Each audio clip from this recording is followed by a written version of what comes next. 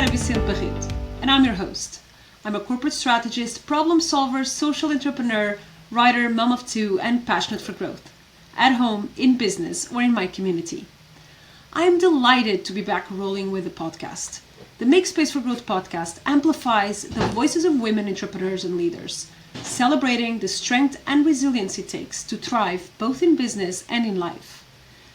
I believe women can be at the forefront of shaping industries and their journeys, marked by adaptability, bold decisions, and perseverance. This is a story to be heard and recognized. This podcast embraces the full self, because true success extends through the professional and the personal. By sharing these stories, we hope to inspire and reshape the narrative around leadership. Today, I'm thrilled to welcome Katia Yakovleva. Katia is the co-founder of ContentRadar.ai, an AI-powered software that helps you turn your ideas and existing content into high-performing LinkedIn posts and generate more leads. Think of it as your AI marketing employee that runs your socials. She started her career in marketing at Coca-Cola. As the employee number 150 of Spotify at Series B, she worked in advertising sales, pitching to marketers and agencies. With more than 17 years of experience in marketing and advertising with Content Radar, Katia wants to rebuild the marketing ops from the ground up, simplifying them to a few clicks. Katia's story is one of innovation and catering to client pain points. Let's dive into her inspiring journey and her vision for ContentRadar.ai. Katia, welcome to the Make Space for Growth podcast. Hi, Sarah. Thanks for having me. No problem. I'm so excited that we got to connect. And I'd like to start with maybe going back in time. What was your favorite thing to do as a child, and what did you want to be when you grew up? Yeah, so as a child, I like to uh, play my Barbies. I imagined I would be a businesswoman flying around the world, which I did, I guess. And then I liked inline skates, and then I liked to organize stuff at school, like newspaper, theater, some activities, kind of assembling the right people together and making projects happen. It's very funny how So this question always brings a little bit of what happens today. Not always, but it's interesting to see the development. So you spent 11 years at Spotify, and maybe can you share a little bit about your career there and how it developed, and maybe how then it prepared you for launching businesses later? yeah, so I did. I joined Spotify straight after their Series B in 2009. We were 150 people. It was really small and unknown. And fun fact, so I joined them in Spain, and I'm now at the same building where the office was. Now it's a WeWork. So it's Full 10 circle. space. Yes, exactly. And I joined them after my uni. Before that, I worked in marketing at Coca-Cola, at my music publishing briefly, and at a digital marketing agency. And when I joined Spotify, I was the junior manager for everything in the beginning. And then as it was a sales office, so almost everyone was doing media sales, pitching to agencies and advertisers and selling Spotify media solutions to monetize the free tier. So that's what I ended up doing, looking after accounts like IKEA, Vodafone Spain, Estrella Galicia, so the bigger brands in the end. And then after 2.5 years, we were launching DACH office. So I moved back to Berlin and worked there for another almost 9 years. Also as a sales manager in the beginning, and then I was leading team like a regional sales director, head of vertical. So yeah, that was the time. Obviously very interesting because it was from 150 people to 8,000 when I left post IPO, and then I did a couple of angel tickets when I was leaving Spotify, inspired by Sophia Benz, who was the marketing director at Spotify. She was in Stockholm, so she also started to angel invest, and she was the one who built the angel program at Atomico back in the day. So I had her in my social media bubble, and some other people as well, and mostly men, and that inspired me to venture back into earlier stage startups. I was missing it, and then at some point, as I was like helping and kind of cheering from the sidelines with all these amazing founders, I decided I could try it also myself, which leads us to Content Radar. So we're gonna spend some time talking about Content Trader. Naturally, that's why we're here today. But I just wonder because you hinted on angel investing, and we had a few angel or women investors on the podcast, and you mentioned someone kind of attracted you to it to write the small checks into the angel investment. Do you have a particular investment philosophy or approach that you can share? Yeah, so right now it's on hold because my focus goes to ContentRadar.ai, but the startups I invested in were mostly in the future of work, consumer, and creator space. So let's then go into the content radar part of your life. What do you feel was kind of the personal experience or maybe values that shaped your decision to co-found this business? So I had a podcast as well about female business angels, interviewing female business angels. So I was a B2B content creator, and it was very time consuming to create social media posts around it. And I thought it would be nice to have a tool that would allow you to just drag and drop your content source, be it a podcast, a PDF, a white paper, and turn it into ready to go post for any platform. And so that was a personal pain because it was also free LLMs, and I was sitting there at midnight doing it myself because obviously it was my passion project. So this is what we built as initial feature. Now we also have a collaboration, we have scheduling, and our tool helps you create posts from scratch. So ideate, come up with really cool post ideas and format them, reform and structure and so on. So it really provides for shortcuts and saves lots of time. And the tool is being used mostly by HR and marketing departments for employee branding, employee advocacy, social selling. So the teams that want to save time and resources in marketing, they use our tool as if they would have had like one more kind of B2B social media marketeer available to work for them, or departments who do not have that luxury. So they use our software for that. So yeah, that's the story. My co-founder, he previously built internal marketing tools at Zalando and at Spotify as well. And we felt passionate about automation in marketing space because if we can liberate people from manual and tedious tasks, saving the time, they can dedicate the time and headspace to something more creative and fun, or maybe Yeah, just so leave work a bit earlier and spend time with their loved ones or hobbies. Yeah. you mentioned, you explained your pain point and kind of the vision you had to solve it, right? And a little bit how Content Trader is doing it. A lot of people have pain points, they have ideas, and then there's that step. How do you go from I have this thing that I want to do to execution? And what was it for you to do that transition? Was it meeting your co-founder? Was it easy? Did you just start the next day after you realized this was missing? How was that? Now, I think 1.5 years in being a SaaS founder, the learning is everything takes 3 to 4 months longer than expected. Yeah, it's not one day, unfortunately. And we started by hanging out together, and so I was searching for a co-founder with a complementary skill set. And then we were discussing different areas of interest and pain points we encountered and we would feel passionate to solve.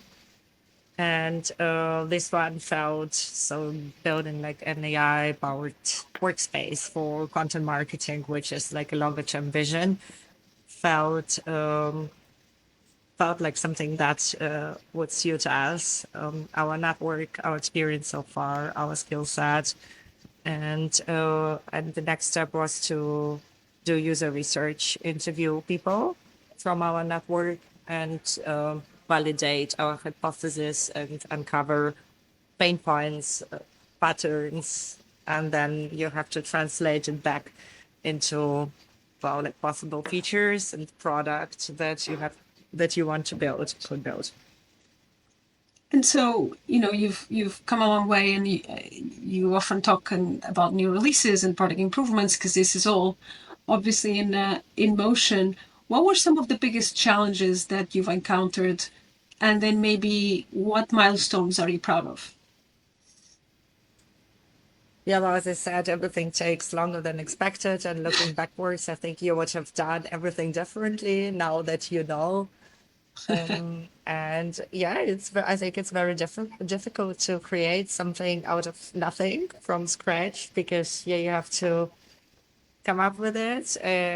You have to respond to a need, but also create demand to some extent. You have to finance the project, so bootstrap or fundraise or a mix of both, and also the human element. So you have to be able to work together really well because you go through ups and downs. So things don't work out. There are also good days, bad days. Also, personal life happens, obviously. So it's not always that everything is ideal and the only struggle is your startup. Yeah. Yeah, so I'm proud of working with my amazing co-founder Ricardo Buzotta, who is a great product designer and our CPTO. I really admire people who do it as solo founders alone. I would not be able to do it. I think it's good to have a co-pilot and a partner in crime. And I mean, this time last year, we just had some lines of code and some early prototype, something. And now we have a product out there. It's quite complete. We ironed out the bugs. We have growing customer base, growing follower base on socials. Hopefully more after this podcast. Yeah, we have really And great investors backing us. no, that's huge progress in, such a limited time. So I know you say that one of the challenges is that everything takes longer, but the truth is it's still huge progress considering the lead time you have with some of these companies. So we can't really talk about business these days without talking about AI, and obviously you have AI in your name, so that's going to be easy. How have you seen the balance, and obviously you've explained a little bit of Content Radar, what it can do for customers, but how do you balance between, what we outsource as humans, and what do we keep as our own creation, as the human in the loop? Because obviously there's a lot of controversy about how much content can and should be outsourced to artificial intelligence. I wonder how you think about that. Yeah, I think it helps to solve cold start problem, like when you lack some inspiration or when you're not like a born copywriter. So AI can provide for this like push and give you some suggestions and ideas. And I think the last decision is always the human one. So I think one should always look at the drafts and repurposing suggestions and LinkedIn post suggestions that AI provides you and do the final edits, tweak it, or like add the last human touch and then post it. And then I think like comments, like speaking of LinkedIn, of the particular use case that we are solving with our early product, I don't think one should put comments and like engagements with other people posts on autopilot. I think that should be done in real time and by humans. I've seen your LinkedIn, and it's interesting to think of the extra step of the engagement, right? Because I think that's where also a lot of the difficulties sometimes arise when people are on socials. So what is your vision for the future of Content Radar, and how are you pursuing this on your day to day? Yeah, so we've started by solving the first problem, which affects so many people, and it was just like the very quick validations. It's LinkedIn inbound marketing through founder-led content on LinkedIn and employee advocacy. So people posting on LinkedIn and growing their business and generating more leads through content on LinkedIn. So we help professionals and companies do it faster and more efficiently.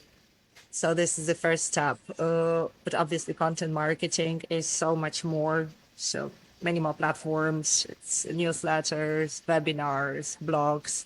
So lead magnets, infographics, like the whole sequence that you have to spin off. And I mean, you're used to run marketing departments, right? So you know it well.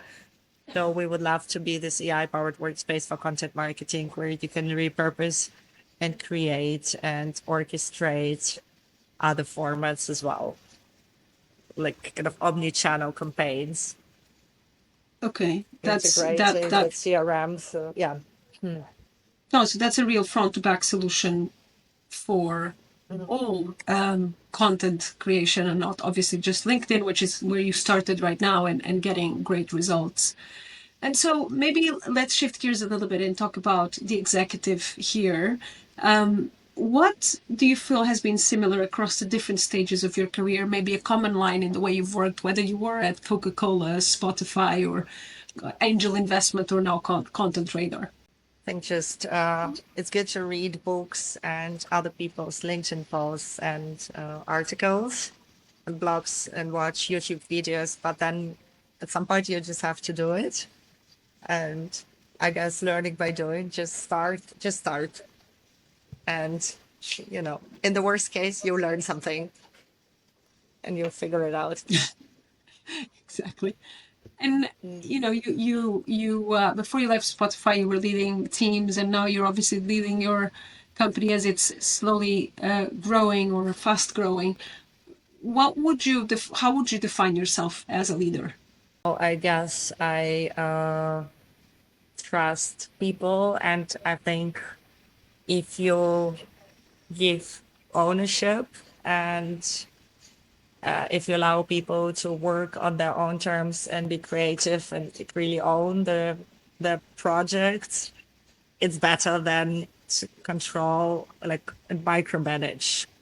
Because yeah, so I guess that's my approach. So, what do you think is the hardest part of your day job? I think the best and the worst part of being a startup founder is that no one tells you what to do. That's short and sweet. And so you've been on this entrepreneurial journey. Do you have a lesson that you like to share? Because given no one tells you what to do, maybe you can share a few to encourage others, or at least give some support to others that are listening. Yeah, I think for me, the human element is very important. Like, whom are you building with and for whom? Because people make things happen as like people follow people on LinkedIn. It's very important in the early days and as you grow as well. So I guess like the human element of picking the right co-founder, the right investors. I think early clients. You also, even if you have subscription business that is that is not like enterprise sales where you have maybe like 20 big clients and that's it. You have like hundreds and thousands. In the early days, you know them all, and empathy. Yeah. And so you've started moving us to the empathy and the personal. Let's just meet Katia beyond Content Radar. What does a good day look like for you? I guess I like the variety of tasks. So kind of context switching and the day that is where you do multiple things. So you spend part of your day in front of your laptop, but then maybe also have business lunch, or you meet someone for coffee who tells you something you didn't know, or gives you good advice, or maybe it's a good starting point for the new business collaboration. And then work-wise, so also mix of creative tasks, something that needs to be done, maybe yeah, like more analytical, strategic stuff as well. That looks like a very varied day for me. One that I would probably very much like, because I don't like to do the same thing for too long as well. Yeah. And so you're a co-founder in a company that is trying to scale and that is continuing developing the product and maintaining this human element. How do you create space for yourself and re-energize and kind of maintain the strength and the positivity every day? Yeah, I try not to work on the weekends because I've done it for a long period of time, and then I realized I just it's if you take a break, like if you force yourself to take at least one day of like not doing content radar on Monday morning, you come more inspired back into the co-working space, and you have better ideas, and yeah, it's just like better you. So this doing some sports, swimming, yoga, running, yeah, moving meditation. It's interesting what you said Basic, about yeah. taking a break, because I think when we are in earlier stages of our life, we probably think that you just run at full speed at all times and that's going to be fine. And actually, I've realized probably more recently than I should have that if you do stop and if you do switch something off, as hard as that can be, or at least as close to a reset as possible, even if it's just a day in the weekend, the amount of ideas and the amount of thought that you have on a Monday morning can be real game changer, right? And I'm definitely trying to do that, but it's hard to do it when you're running your own business because you feel like you always have to be on, but at the same time it's so important, and I've really seen that make a huge difference for me as well. And maybe to finish us off, before I do a quick firing round of recommendations, what advice would you give to yourself, maybe when you were starting on Spotify? I guess you cannot really foresee the future. You just figure it out as you go. Yeah, maybe do not try that hard. But if you don't try that hard, then maybe there, like, fast forward several years, you won't be here. I mean, your advice could just be do everything the same way. Without that's perfectly fine. No problem. But Yeah. Okay, yeah, let's stick to that. Yeah. yeah, so Not let's very critical. I'm sorry. no, nothing to be sorry. That's good. That's good self-awareness that it's working out. And the truth is we never know what the advice works on other people as well, right? So to finish us off, I always like to ask three quick questions on to leave to our audience. Is there a book that you'd like to recommend? I'm reading right now Masters of Scale and Blitzscaling. It's interesting. Blitzscaling is more like for larger businesses, interesting cases, like examples of Airbnb and so on. Cool. And then it And depends, I guess, which stage you're in as a founder. Like if you're just starting and plan to raise VC round, then I would recommend venture deals. yeah, yeah, that one. That's a good one. I'll put both in. So, if do you have a quote or inspirational sentence that you like to live by or to listen to or to affirm every day? I guess just do it. It's better than regretting not having done it later. Just reach for the stars. Exactly. And to finish us off, do you have a word of the year for 2025? To be in control of things. All right, control is a dangerous word of the year, but I wish you luck in doing that. Yeah. Thank you so Control things much. that you can control. Yeah. So control what is within Exactly. your zone of control. So thank you so much for being part of the Make Space for Growth podcast. It's been delighted to hear your story, and I'm sure the audience is going to learn a lot from your path, from your lessons, and I can't wait to see where you take Content Radar to. It was so great to meet Katia. I must say, a friend had connected us a while back, and the interview rush did not allow me to properly get to know her. So this was an excellent opportunity for me to know the person, the executive, and the business better. Listening to Katia got my brain bubbling with lots of entrepreneurial lessons and ideas. She gave us a small playbook on turning the realization of a pain point into a viable business through finding a co-founder and iterating ideas. In a business that is highly tech, she has reminded us of the importance of the human element, even when you are doing B2B. And finally, I loved how she might not have much to change in her story looking back. After all, it is only easy to give advice with the benefit of hindsight. What were your favorite parts of the podcast? Share your comments and lessons, and don't forget to subscribe and leave a review. Thank you for listening to the Make Space for Growth podcast. And until we meet again, I get to do this.